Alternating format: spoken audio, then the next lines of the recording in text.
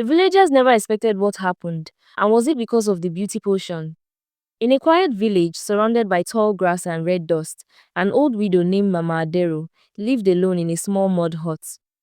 Her husband had died many years ago, and she had also lost her children. People in the village said she was strange. Some even whispered that she was a witch, but Mama Adero never bothered anyone. She just swept her compound every morning, fetched water, and sat on a small wooden stool staring at the hills. Then, one dry season morning, Mama Adero spread a mat under the neem tree near her hut and placed several small calabashes filled with a thick, dark oil. She called it Adero's beauty secret. She said it could make any girl the most beautiful in the village.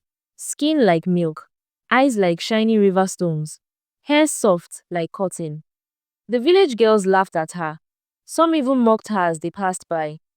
What would an old woman know about beauty? They said.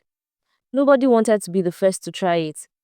But there was one girl, Amaka, who was tired of being called plain. Boys didn't look at her. Even her stepmother said her face was tired.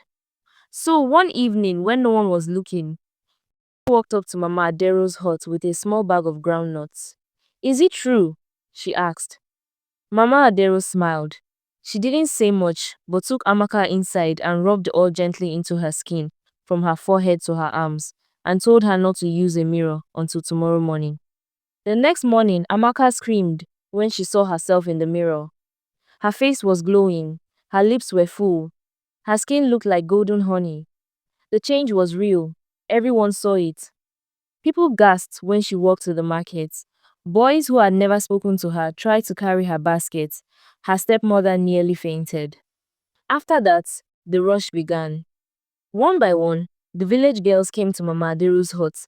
They brought yams, salt, palm oil, anything they had. Mama Adero never asked for money. Just a little of this, a little of that.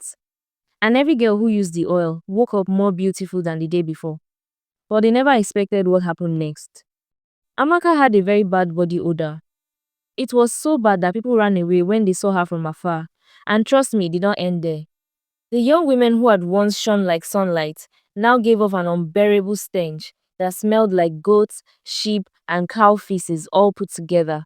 It was a horrible stench, and it clung to them like smoke. It followed them everywhere. Not even heavy perfumes or countless baths could wash it away. It grew worse with each passing day. The villagers were confused.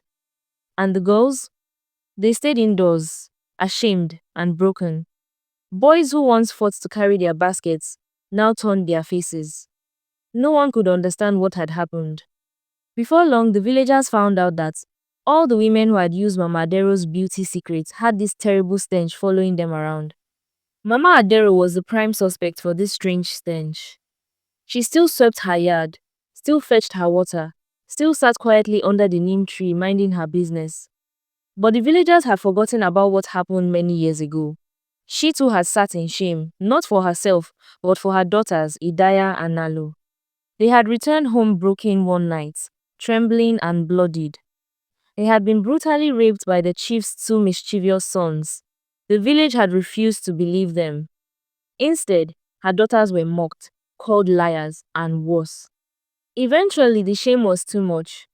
Mama Adero found them both lifeless by the river bank, all soaked and wet. No one was punished. No one mourned with her. The chief held a feast the following week. So when the world forgot, Mama Adero did not. She studied. She listened. She traveled far to find a woman who taught her how to bind sorrow and justice into a potion. A beauty that blooms with a price. And so, in the same season her daughters had died, she unrolled her mat and called it Adero's beauty secret. Now, the village was choking on the truth, but the stench hadn't even reached its peak because the potion wasn't finished yet. It was only just beginning to awaken. The smell grew worse. It sank into every corner of the village, and people could no longer pretend it wasn't real. The girls who had once glowed like firelight were now trapped in rooms, ashamed to be seen. And everyone knew the stench had started with Mama Adero's beauty potion. So one day, the villagers marched to her hut. They shouted her name and demanded she come out. She did. She stood in front of her mud house with a calm face. They told her to remove the curse. They begged, they warned, they threatened. Mama Adero nodded and agreed she had made the beauty potion and she had caused the stench. But she also said it could only be undone if the chief's sons were punished for what they did to her daughters long ago. The villagers refused. They said it was in the past and that the matter was too old. Mama Adero said nothing more. She went back into her hut and closed the door. The next morning, the whole village gathered at the chief's compound. Something had happened. Mama Adero and the chief's two sons were found dead. They were lying in the boys' room. No wounds, no struggle.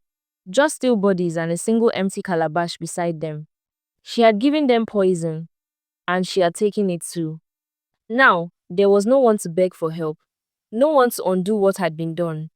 The village searched far and wide for someone who could cure the girls. They spent all their money. They gave away goats, land, even gold. Finally, a healer from a faraway place brought an antidote. But it did not fix everything. The stench stopped, but many of the young women were left with marks on their skin, strange burns, and patches that would never heal. Their beauty faded. Their laughter disappeared. The village grew quiet. Years later, people still talk about Mama Adero. Some say she was wicked. Others say she was just a mother who had nothing left to lose. But one thing was clear. When you choose silence over justice, the smell of your choice may never wash away.